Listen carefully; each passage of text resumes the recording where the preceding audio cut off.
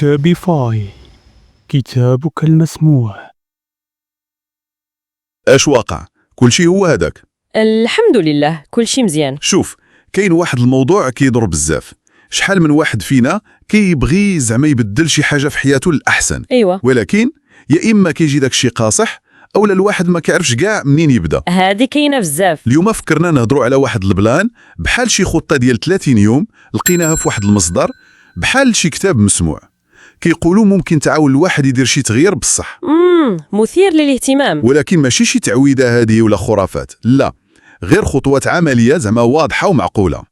يلا نحاولوا نفكوا هذا الشيء شويه ونشوفوا شنو فيه. فكره ممتازه، وفعلا تغيير اولا وقبل كل شيء قرار واعي ماشي غير امنيه صافي. بالضبط. والمزيان هو نفهموا اصلا علاش الواحد كيبغي ولا كيحتاج يتبدل، وتاني حاجه علاش بزاف كيبداو وما كيكملوش الطريق. متفق معك. ايوا نبداو بالاول، علاش الواحد خاصو يتغير اصلا؟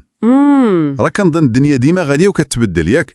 يلا بقيتي في بلاصتك غتلقى راسك روطار شويه. هذه حقيقه، الحياه ما كتوقفش. والتغيير كنشوفو فرصه باش تهرس دوك العادات اللي ما كيسلكوش وتعيش بطريقه احسن. واش فهمتيني؟ تماما فهمتك. وبزاف د الناس كيحسوا براسهم حاصلين في شي روتين ما بقاوش باغينه، ولكن السؤال هو شنو اللي كيحبس الواحد من التغيير؟ كاين بزاف د الحوايج. يمكن اول حاجه كتجيني هي ديك التخوف من الفشل. الخوف. الواحد كيقول اللهم هادشي اللي عارف ومولف عليه، ولا نصدق في شي تخربيقه جديده. الخوف من المجهول. فوالا.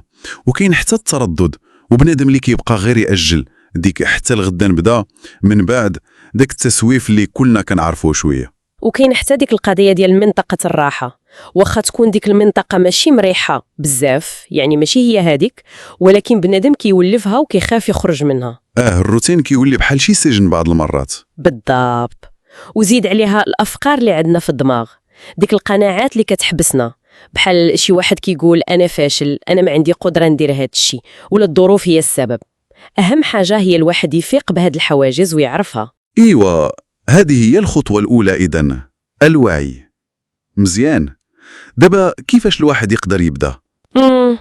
المصدر اللي هضرنا عليه كيقول اول حاجه هي ديك النيه والقرار الواعي، تكون عارف علاش باغي تبدل. هذه اساسيه، تعرف الوجهه. وتاني حاجه يمكن ترسم واحد الصوره واضحه في دماغك كيفاش باغي حياتك تكون. وهنا فين كاين الخدمه بصح، ماشي كافي غير تحلم وصافي. لا، خاص بلان، خاص يكون نظام. المصدر كيركز بزاف على انك تبدا تحيد دوك العادات القديمه اللي خايبه، ولكن بشويه، ماشي كل شيء دقه واحده، بالتدريج يعني. فوالا. وتبنيهم بعادات جديده اللي تنفعك، واخا تكون هاد العادات الجديده صغيره بزاف في البدايه، مثلا غير تنوض تحرك شويه، تقرا صفحه واحده، تنظم وقتك شويه، المهم تبدا.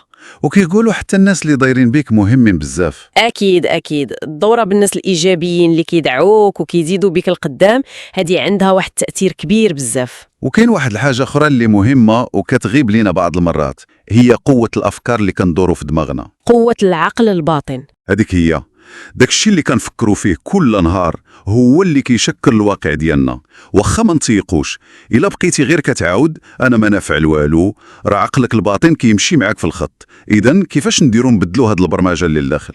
المصدر كيعطي شي طرق، بحال مثلا التوكيدات الايجابيه. كيفاش؟ يعني تبقى تقول لراسك جمل كتشجعك، كتعاودهم كل نهار، بحال انا قادر نحقق الهدف ديالي، انا كنتحسن كل نهار. الفكره هي تعاود تبرمج عقلك على الايجابيه، فهمتي؟ فهمت، بحال شي تدريب للدماغ. بالضبط. وكاين حتى التخيل، يعني تصور راسك وصلتي لداك الشيء اللي باغي تحس بيه، هاد الشيء كيعاون الدماغ يامن باللي داك الشيء راه ممكن يتحقق. واخا ندوزو لديك البليه اللي كتقتلنا كاملين، تسويف، حتى من بعد ونديرها. شكون فينا ما كيعانيش منها؟ قليل اللي ما كيعانيش منها. الحل ما كانش في العصا سحريه باينه، ولكن المصدر كيقترح شي افكار عمليه. كاينين شي طرق، مثلا قسم ديك المهمه اللي كتبان لك جبل، قسمها لخطوات صغار بزاف، شي حاجه اللي ممكن تبدا بها دغيا. بحالاش؟ كاين اللي كيسميها قاعده الدقيقتين. يلا كانت شي حاجه غتاخد اقل من 2 دقائق باش تدار، نوض دير هذيك الساعه بلا ما تفكر.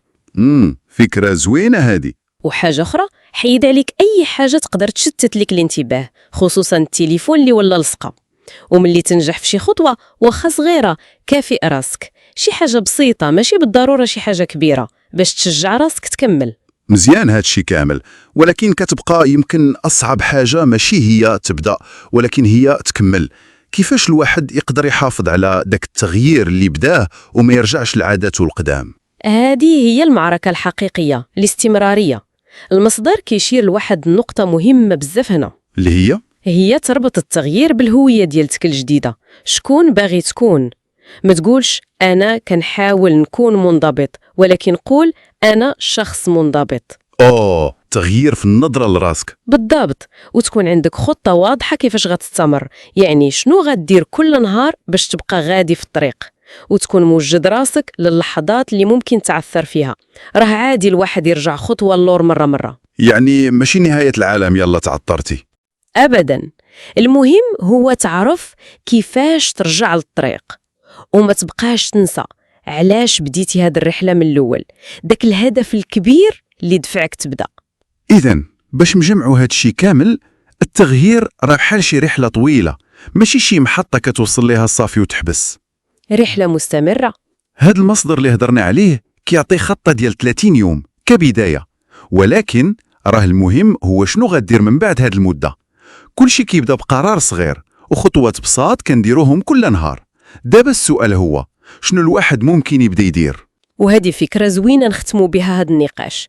النجاح الحقيقي ماشي غير توصل لواحد الهدف معين وتمشي، ولكن تستمر في التطور والتعلم طول حياتك. يمكن السؤال اللي خاص كل واحد فينا يطرحه على راسه هو شنو هي ديك الحاجة الصغيرة وخا تبان بسيطة اللي نقدر نديرها اليوم دابا باش نقرب غير شوية لديك الحياة اللي كنتمنى. ماشي بالضرورة شي حاجة خارقة للعادة، أبداً، غير شي حركة بسيطة، شي تغيير صغير. المهم هو تبدأ وصافي.